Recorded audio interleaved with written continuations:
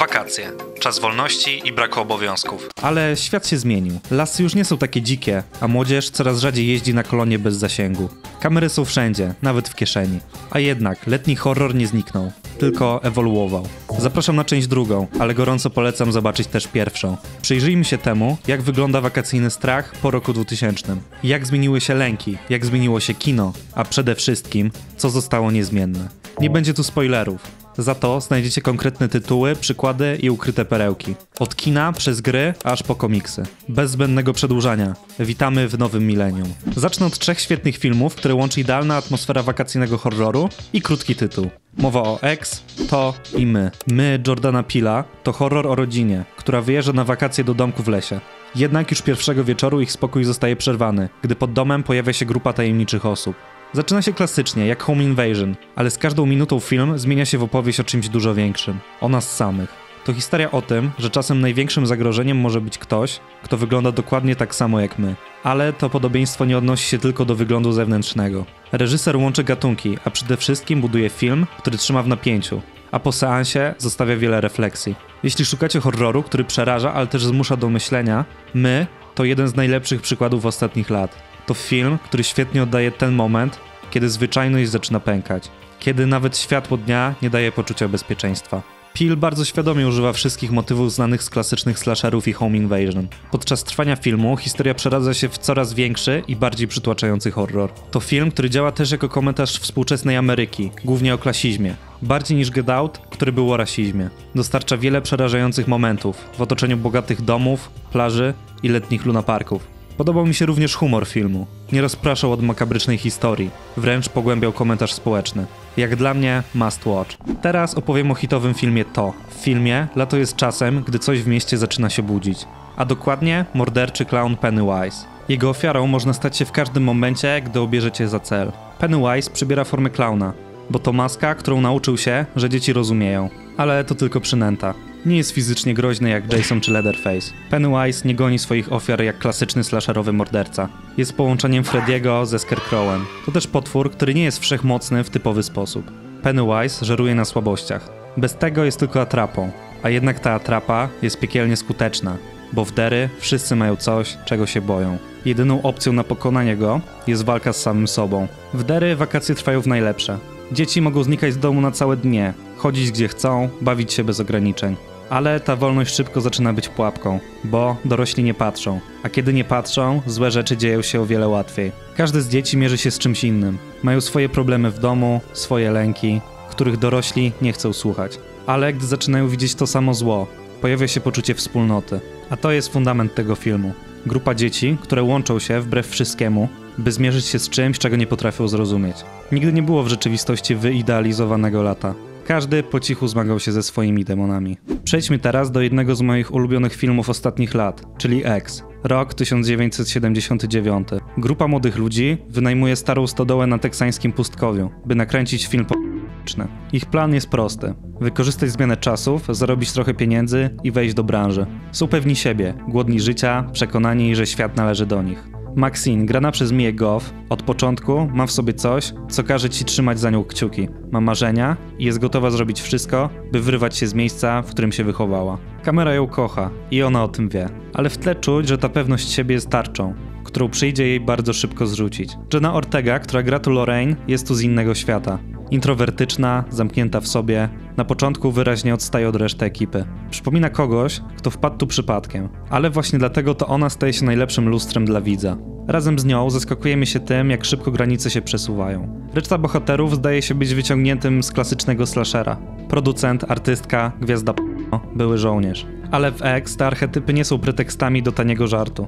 Każdy z nich dostaje momenty, które łamią schematy. Aktorka, która pod warstwą stereotypowej blond seks bomby, jest najbardziej czułą osobą z całej grupy. Jackson, swoją drogą grany przez Kid Cudiego, ciągle nosi ciężar wojennych przeżyć. To nie jest horror, w którym kibicujesz, żeby ktoś zginął w kreatywny sposób. Tu każda śmierć jest ciosem. Film pokazuje ekipę z szacunkiem w zniuansowany sposób. Poznajemy również stare małżeństwo. To oni są właścicielami domu na farmie. Pearl to starsza kobieta, która mieszka na farmie razem z mężem. Ich obecność początkowo jest dziwna, potem niepokojąca. Film nie idzie na skróty. Nie rzuca się od razu w przemoc. Daje czas, żeby poczuć lato, duszne powietrze i napięcie między bohaterami. I wtedy robi się brutalnie. Nie jest to tylko krwawa rzeź.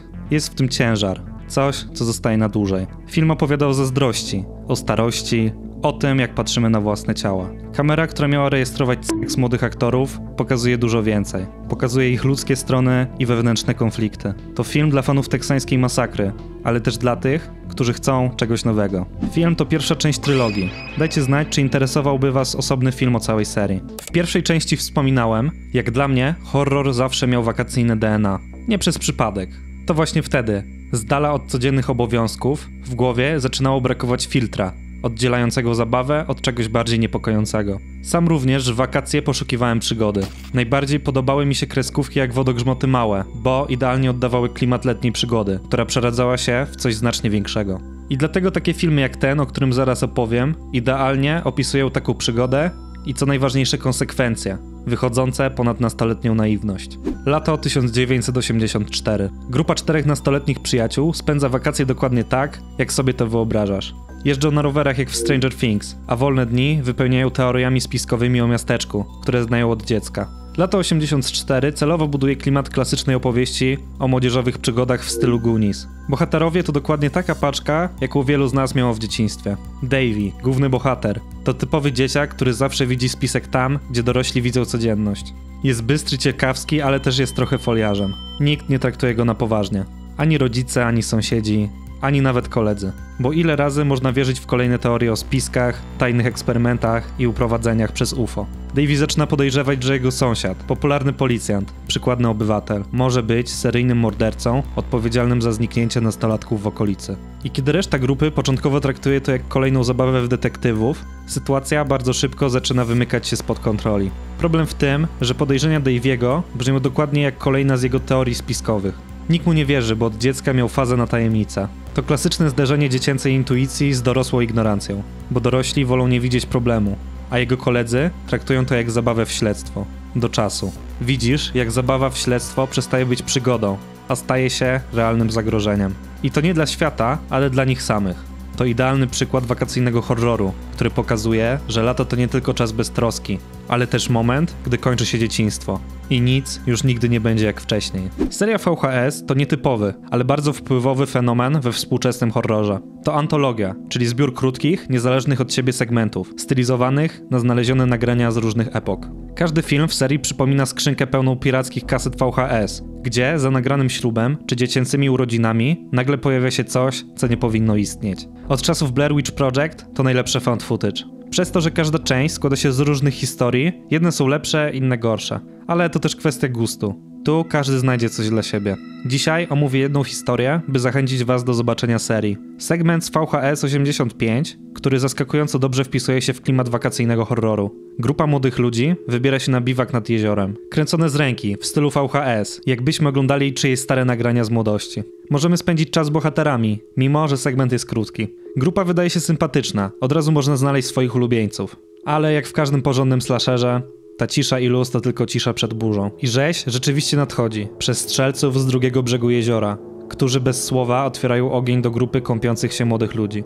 Jeden po drugim są zabijani jak kaczki. Każde kolejne zabójstwo trzyma pozostałych przy życiu w napięciu. Ale nie ma ucieczki ze środka jeziora. To scena, która działa, bo jest brutalna w realny sposób. Strach przed przypadkową przemocą. Mimo poważnych obrażeń, paru z nich udaje się przeżyć. Wracają do obozu, gdzie znajdują zwłoki znajomych, którzy zostali na brzegu. Planują zemstę na mordercy. Nagle jesteśmy w zupełnie innej scenerii, czyli na przyjęciu rodzinnym. A potem odkrywamy, że ta scena to uroczystość w rodzinie odpowiedzialnej za masakrę z segmentu pierwszego. Rodzina celebruje osiągnięcie swojej córki, która właśnie po raz pierwszy dokonała rytualnego mordu. Cała rodzina to sekta, w której każdy członek musi zabić, by zasłużyć na awans. A ofiary nad jeziorem to był po prostu test. Każdy członek rodziny, która wygląda jak każda inna, jest mordercą. Nie będę spoilerował zakończenia, polecam przyjrzeć się serii. To też świetne odświeżenie formuły letniego horroru. Bardzo podoba mi się jej eksperymentalny charakter. Twórcy mogą zrealizować swoje najdziwniejsze pomysły. Mam nadzieję, że przekonacie się o nich sami. Większość horrorów ukrywa się w ciemności. Midsommar to horror, który dzieje się niemal wyłącznie w świetle dziennym. Czasem tak jasnym, że aż bolą oczy. A mimo to jeden z najbardziej niepokojących horrorów, jakie widziałem. Historia zaczyna się od tragedii i relacji na granicy rozpadu.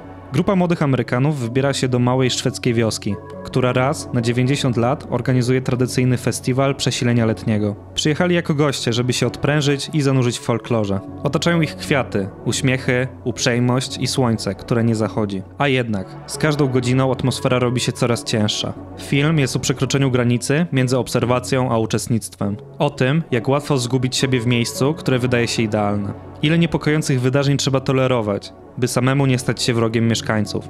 Film opowiada też o zetknięciu się zupełnie innych kultur. Horror nie kryje się w cieniu, ale w perfekcyjnie skomponowanym obrazie. Film jest przepiękny.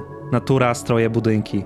Wszystko jest fascynujące. Pokazuje przestrzeń, która wydobywa mroczne strony bohaterów na światło słońca, które nieprzerwanie świeci. Ale Midsommar to głównie film o emocjach, o stracie, o izolacji w związku. To wakacyjny horror w najbardziej pierwotnym znaczeniu. Dzieje się na pięknej polanie, wśród tańców i muzyce. Oglądając Midsommar przypomniał mi się The Wicker Man. Pokrótce przedstawię wstęp filmu. Sierżant Howie, policjant głęboko wierzący w chrześcijańskie wartości, przybywa na odległą szkocką wyspę, by zbadać sprawę zaginionej dziewczynki. Na miejscu wszystko wydaje się dziwaczne. Mieszkańcy są uprzejmi, ale wymijający. Świętują w dziwny sposób. W ich szkołach uczy się o płodności, a dzieci śpiewają piosenki, które wprawiają w zakłopotanie. Nikt nie wydaje się naprawdę przejęty zaginięciem dziecka. Zamiast typowego śledztwa dostajemy konfrontację światów. Sztywnych zasad sierżanta, kontra radosne, pełen rytuałów i zmysłowości świat wyspy. Każde pytanie prowadzi do odpowiedzi, która bardziej myli niż coś wyjaśnia. Z czasem granica między dziwnym a groźnym zaczyna się zacierać. Jak w Midsommar, wszystko rozgrywa się w słońcu, na łące, wśród śpiewów. Z jednej strony religia, zasady, etyka i kontrola. Z drugiej pogański rytm życia, zmysłowość, natura i wspólnota. Film nie daje prostych odpowiedzi. Zadaje pytania, czy to, co obce, zawsze musi być zagrożeniem? Gdzie kończy się święto, a zaczyna fanatyzm? I czy racjonalność wystarcza, by zrozumieć coś, co żyje według zupełnie innych zasad? To opowieść o tym, jak największe niebezpieczeństwo może przyjść nie w nocy, ale za dnia. I niekoniecznie tam, gdzie spodziewasz się zagrożenia. Obydwa filmy łączy dziwna atmosfera i dający do myślenia przekaz. To jeden z tych filmów, o których myśli się w prysznicu i zastanawia. O co w tym wszystkim chodziło? Nie dają wielu rozwiązań na tacy. I dodam jeszcze, żeby pod żadnym pozorem nie włączać remake'u z Nicolasem Cage'em.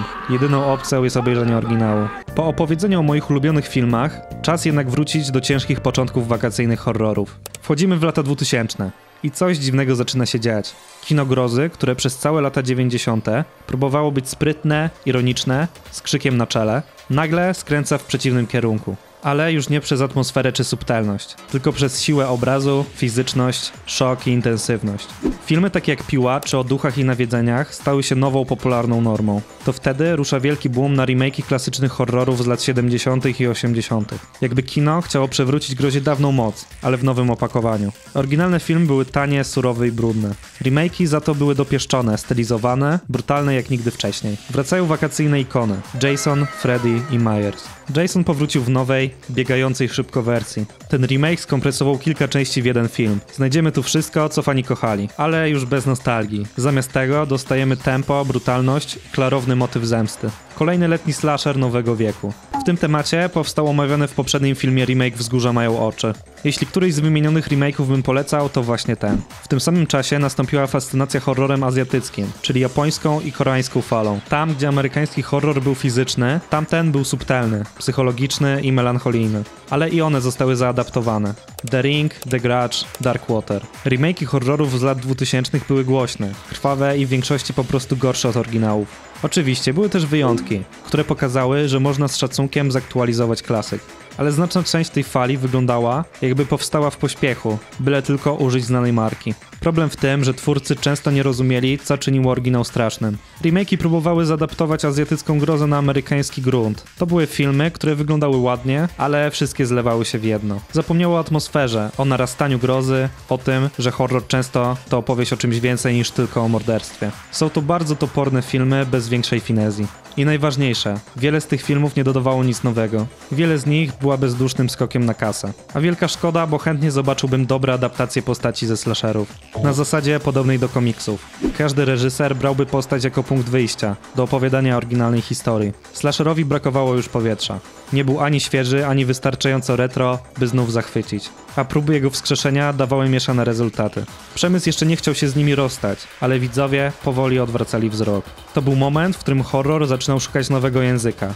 A slasher, przynajmniej na chwilę, Musiał zniknąć, by później wrócić już w zupełnie innej formie. Oczywiście powstawały ostatnie próby, jak na przykład Hatchet, ale było ich coraz mniej. Powoli gatunek stawał się parodią samego siebie. Ostatnim spoko slasherem obozowym, który jest dobrym wstępem do gatunku, jest Ulica Strachu 2. Nie trzeba oglądać poprzedniej części, by zrozumieć, co się dzieje. Jeśli nigdy nie widzieliście slashera, myślę, że to dobry start. Film jest w miarę nowy i dostępny na Netflixie. Robi wszystko, co jego poprzednicy, w dobry sposób. Przykładem filmu, który jest fatalną próbą powrotu do korzeni, jest Hell of the Summer. Film jest wydmuszką, zbyt dopieszczony wizualnie, z głupią fabułą i brakiem czegokolwiek interesującego. Seria Babysitter to kolejny przykład filmu, który chciał być współczesnym hołdem dla slasherów, ale zatrzymał się na powierzchni. Stara się za bardzo być cool. Brakuje autentycznego napięcia, a cała groza ginie pod warstwą żartów, które nie zostawiają miejsca na cokolwiek więcej. To nie jest slasher, który działa, tylko parodia parodii, która udaje luz i samoświadomość, ale w rzeczywistości jest pustą stylizacją. Podobne odczucie miałem do Buddies, które bardzo chce zostać slasherem pokolenia Z. Niby jest o narcyzmie, social mediach i destrukcyjnych relacjach, ale pod całą tą warstwą nie ma napięcia. Konflikty są powierzchowne, postaci irytujące z założenia, bo film boi się być naprawdę nieprzyjemnym, a groza nigdy nie wybrzmiewa. W efekcie to bardziej wiralowy sketch o dramie wśród bogatych dzieciaków niż pełnoprawny horror. Oglądając go czułem, że wcale nie oddaje dobrze mojego pokolenia. Raczej jest karykaturą, z nie do zniesienia postaciami. Jak dla mnie to jedna z gorszych pozycji od A24. W pewnym momencie wakacyjny horror doszedł do ściany. Na przełomie wieków slasher był zmęczony. Mimo, że jestem wielkim fanem schematu, to częściej szukam jakichś świeżych twistów. A do tej pory miałem wrażenie, że kolejne filmy są tym samym, tylko zrobione gorzej. I wtedy odkryłem meta-horror. Gatunek, który nie tylko zna zasady gry, ale potrafi się nimi bawić. The Cabin in the Woods to film, który zaczyna się jak dziesiątki innych. Chatka w lesie, grupa studentów, brak zasięgu. I choć początkowo wygląda jak podręcznikowy slasher klasy B, zaczyna się to co zawsze. Noc w lesie, tajemnica i klątwa. Zachowania postaci wyglądają jakby były wcześniej zapisane. Film nie mówi tego wprost, ale daje do zrozumienia, że istnieje pewien porządek, który musi zostać zachowany. Ale jeśli masz wyczucie gatunku, czujesz od razu. Coś jest tu nie tak. Kamera pokazuje dziwne rzeczy, zbyt dokładnie, zbyt wcześnie. W tle dzieją się rzeczy, które wyglądają, jakby ktoś reżyserował horror, który dopiero ma się wydarzyć. Postaci w filmie też zaczynają to zauważać. I w pewnym momencie film staje się jazdą bez trzymanki. Twist jest genialny. Film staje się horrorem o horrorach. Cabin in the Woods to list miłosny do horroru, ale jednocześnie ostry komentarz na temat tego, dlaczego te filmy działają. Tutaj muszę się zatrzymać, żeby nie spoilerować filmu, ale bardzo go polecam. Jeśli jesteś fanem gatunku, na pewno ci się spodoba. Następnym filmem jest The Final Girls. Główna bohaterka, Max, zmaga się ze stratą. Jej matka była aktorką, która zagrała w kultowym slasherze sprzed dekad. Zginęła w prawdziwym życiu, ale w fikcyjnym filmie istnieje. I właśnie do tego filmu Max trafia. Nie jako widz, ale jako uczestniczka. I oto zaczyna się podróż, by ostatni raz spędzić czas z matką w lesie z mordercą. Film balansuje na granicy gatunków. Z jednej strony to świadoma, lekko komediowa gra ze slasherowymi tropami. Wszystkie stereotypy są tu obecne. Ale z drugiej strony pod powierzchnią żartów i krwi kryje się bardzo prawdziwa opowieść o pamięci i o tym, jak chcielibyśmy napisać historię na nowo, jeśli tylko mielibyśmy szansę. Największą siłą The Final Girls jest właśnie ten emocjonalny środek. Horror staje się tu nie celem samym w sobie, ale jest narzędziem do poruszenia dużo poważniejszych tematów. Relacji, straty i potrzeby drugiej szansy. Bohaterowie wiedzą, że są w filmie. Wiedzą, że pewne rzeczy muszą się wydarzyć, bo taka jest konwencja. Ale próbują mimo wszystko zmienić trajektorię. Nie tylko przetrwać, ale ją zrozumieć. To jeden z tych filmów, które równie dobrze działają jako satyra, co jako wzruszająca opowieść o relacjach rodzinnych. The Final Girls nie śmieje się z horroru, bardziej docenia go i na jego podstawie tworzy ciekawą historię.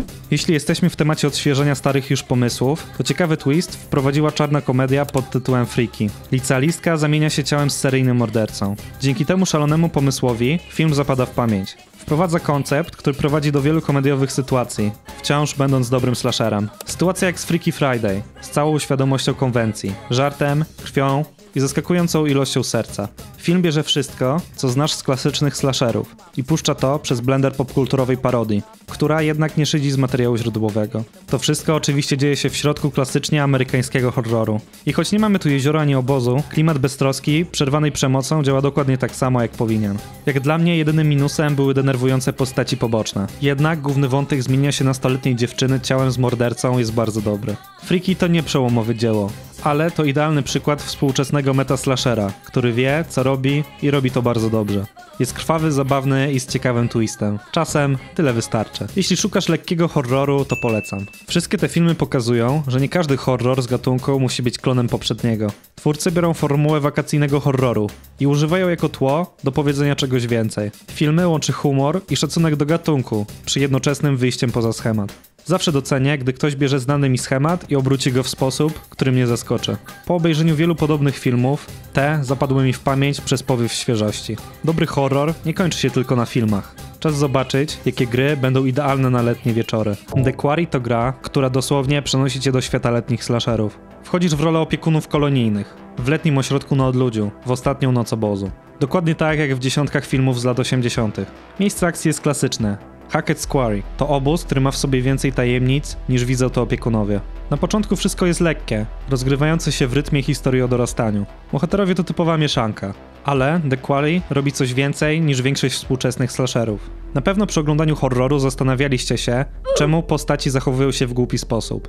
Na przykład nagle jedna osoba rozdziela się od grupy. W tej grze możecie zweryfikować, czy na pewno postąpicie lepiej i doprowadzicie do przeżycia nastolatków. I dzięki temu, kiedy zaczyna dziać się coś złego, naprawdę zależy ci na ich losie, bo to ty masz kontrolę. The Quarry to gra od twórców Until Dawn, ale zamiast zimowej izolacji dostajemy letnią pułapkę. To bardziej film interaktywny, a nie klasyczna gra akcji. To ty decydujesz, kto przeżyje, kto zginie, kto będzie zdrajcą, a kto bohaterem. Każda decyzja ma znaczenie, bo tutaj groza budowana jest przez wybory, a nie tylko przez scenariusz. Specjalnie nie mówię nic o szczegółach historii, by nie psuć zabawy, ale na odkrycie czeka wiele tajemnic. Tak samo jak wiele trudnych dylematów. Więc chyba nie ma lepszej gry, która oddaje klimat letniego horroru. Nie mogę też nie wspomnieć o najlepszej grze o zombie ostatnich lat, czyli Dead Island 2. Akcja gry toczy się w Kalifornii, a dokładniej w parodii Los Angeles, nazwanej przez twórców Hell-A. Palmy, wille celebrytów, luksusowe baseny, neony i domy ekipy. Tyle, że teraz ci piękni ludzie są martwi. Jednym z najbardziej charakterystycznych elementów Dead Island 2 jest sposób, w jaki przedstawiono świat po wybuchu epidemii zombie. W przeciwieństwie do wielu klasycznych survival horrorów, akcja gry nie rozgrywa się w ruinach ani w opustoszałych miastach. Zamiast tego, świat przedstawiony wygląda tak, jakby apokalipsa dopiero się rozpoczęła. Sklepy są wciąż zapełnione towarami, domy wyglądają na gotowe do zamieszkania, z meblami, jedzeniem, zabawkami i działającą elektroniką. Ulice LA przypominają zwykłą codzienność, która nagle została przerwana przez wybuch epidemii. Gracz nie wciela się w klasycznego ocalałego, który walczy o przetrwanie wśród ruin, ale raczej osobę, która przypadkowo przetrwała pierwszy chaos i porusza się po świecie, który z zewnątrz wygląda jeszcze normalnie. Ten kontrast pomiędzy estetyką luksusu a wszechobecną przemocą jest jednym z kluczowych elementów gry, który wpływa na jej unikalną atmosferę. Estetycznie to gra, która wygląda jak letni slasher, tylko z opcją kontrolowania mordercy. Gra przenosi estetykę krwawego horroru klasy B w pełne światło dnia, pozwalając wcielić się w rolę ocalałego, który z równym zaangażowaniem walczy o życie, co celebruje każdą kolejną falę zombie. Jednym z największych atutów gry jest system Flash, czyli niezwykle szczegółowy model obrażeń ciał przeciwników. To nie jest tylko efekt wizualny, to fundamentalny element rozgrywki, który sprawia, że walka z zombie jest wyjątkowo satysfakcjonująca. Każdy cios zostawia realistyczny ślad. Fragmenty ciała reagują na obrażenia w fizyczny, namacalny sposób, a broń zachowuje się tak, jakby miała realną wagę. Kopnięcia, cięcia, uderzenia. Wszystko jest odczuwalne. Dodatkowo, system pozwala graczowi wykorzystywać otoczenia w kreatywny sposób. Można podpalić wrogów, razić ich prądem, oblewać kwasem, a przemoc jest tu groteskowa, niemal komiksowa. Mimo brutalności gra nie popada w realizm tortur. Jej przemoc jest celowo przerysowana, co nadaje całości ton czarnej komedii. To właśnie ten balans między brutalnym systemem walki a karykaturalną estetyką sprawia, że Dead Island 2 nie nudzi się nawet po wielu godzinach. Każde starcie można rozegrać w inny sposób, a gra nagradza kreatywność gracza nie tylko skutecznością, ale także czysto wizualną frajdą z rozwałki. Gra nie jest idealna, ale jako wakacyjny horror działa zaskakująco dobrze. Pod kątem rozwałki i świetnie zaprojektowanego świata, gra spełnia wszystkie wymagania. Jeśli Dead Island 2 to wakacyjny horror klasy B, pełen flaków i słońca, to Sunset Overdrive jest jego komiksowym, zbuntowanym kuzynem, który zmienił apokalipsy zombie w ogromny skatepark. Obie gry biorą świat, który powinien tonąć w mroku i tragedii, i pokazują go w zupełnie innym świetle. Sunset Overdrive to eksplozja koloru, energii i autoironii. Sunset City to miasto, które przeszło najdziwniejszą apokalipsę. Lokalna korporacja wypuściła napój energetyczny, który zmienił ludzi w zmutowane, pomarańczowe potwory. I to jest punkt wyjścia do historii, który od samego początku traktuje konwencję z przymrużeniem oka. W przeciwieństwie do Dead Island 2, gdzie przemoc jest realistyczna, w Sunset Overdrive wszystko jest szybkie i absurdalne. Ruch to esencja gry. Ślizganie się po mieście daje tyle samo frajdy, co w serii Tony Hawk. Tutaj walka z mutantami to bardziej jazda na deskorolce niż walka o życie. Zamiast uciekać, gracz świętuje koniec świata. Wybuchowe bronie, przerysowane kombosy, absurdalne misje poboczne. Humor tej gry bardzo mi się podoba i jest podobny do tego z Deadpoola. W głównym wątku historii są też elementy przebijające czwartą ścianę. Miasto jest ogromnym placem zabaw, jednym z najlepszych sandboxów. Centrum pełne jest korporacyjnych wieżowców, a stare fabryki przypominają skateparki. Główna postać to ktoś, kto pracował na zapleczu, zbierał śmieci po imprezach, aż nagle cały świat zwariował. I to jest jego moment, by przejąć kontrolę nad własnym życiem. Nie jako wybraniec, ale ktoś, kto wie, że nie ma już nic do stracenia. Może w końcu robić to, na co ma ochotę. Pomysł podobny jak w Zone 100, tylko zrobiony wiele lat wcześniej. Ludzie, którzy przeżyli, są tak samo dziwni, niedopasowani i sarkastyczni jak bohater. Gra śmieje się ze wszystkiego. Z motywacji bohaterów, z zasad gier komputerowych, z trendów kulturowych. Czuć klimat 2014 roku. W grę grałem na premierę i wspominam ją bardzo pozytywnie. To jedna z moich ulubionych gier tamtej generacji na Xboxa. Jeśli nie graliście, bardzo polecam. Następną grą godną polecenia jest Party Hard. To skradankowa gra akcji, w której wcielasz się w postać mężczyzny, który ma już dość głośnych, całonocnych imprez w sąsiedztwie. Zamiast zadzwonić na policję, postanawia wziąć sprawy w swoje ręce i zamordować wszystkich uczestników imprezy, po cichu, jeden po drugim. Każdy poziom to inna lokacja. Od klasycznej domówki, przez kluby nocne, aż po festiwale muzyczne. Twoim celem jest zabicie wszystkich imprezowiczów, nie dając się złapać. Możesz zastawiać pułapki, na przykład sabotować scenę czy otruć jedzenie. Chować ciała, unikać strażników, a czasem wykorzystywać tłum jako swoją osłonę. Gra opiera się na cierpliwym planowaniu ruchów. Sukces wymaga strategii, cichego eliminowania ofiar i unikania wzbudzania paniki. Każdy błąd może ściągnąć na ciebie uwagę policji lub innych agresywnych postaci. Gra wyróżnia się charakterystycznym stylem pixel art, dynamiczną muzyką elektroniczną i czarnym humorem. Mimo minimalistycznej grafiki, Party Hard potrafi budować napięcie. Gracz stale balansuje między byciem niewidzialnym, a wywoływaniem chaosu wśród bawiącego się tłumu. To oryginalne połączenie gry logicznej, skradanki i satyry na kulturę imprezową, gdzie każdy poziom jest jak łamigłówka, pełna nieoczywistych możliwości eliminacji celów. Ostatnią grą, o której opowiem, jest Danganronpa 2 Goodbye Despair, gdzie tropikalny raj zmienia się w psychologiczną grę o przetrwanie. Na pierwszy rzut oka wszystko wygląda jak idealne wakacje. Grupa uczniów elitarnej szkoły Hope's Peak Academy trafia na piękną, tropikalną wyspę. Ale jeśli znasz Danganronpę, wiesz, że ta sielanka nie potrwa długo. Szybko pojawia się sadystyczny miś, który ogłasza nową grę o życie. Zasady są proste. Jeśli chcesz opuścić wyspę, musisz zabić jednego z uczestników i nie dać się przy tym złapać.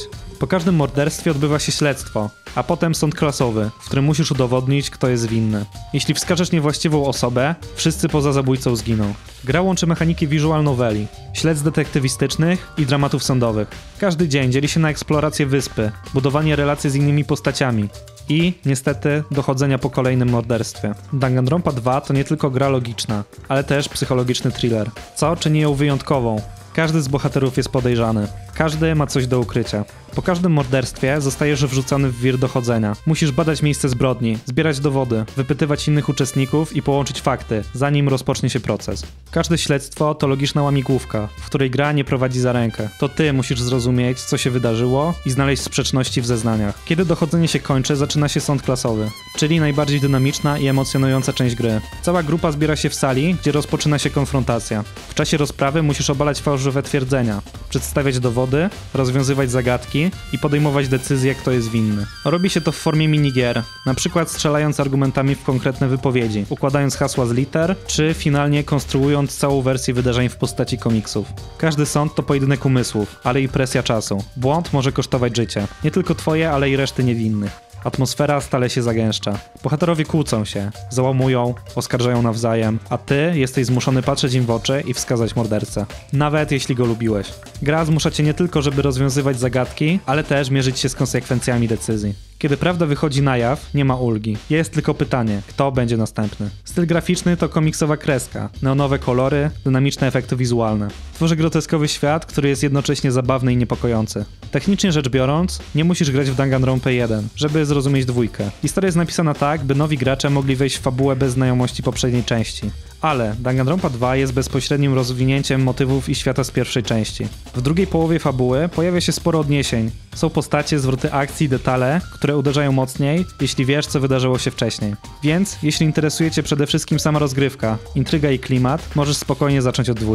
Ale jeśli chcesz wyłapać pełny kontekst nawiązań i większy obraz fabularnego świata Danganronpy, warto rozpocząć od 1.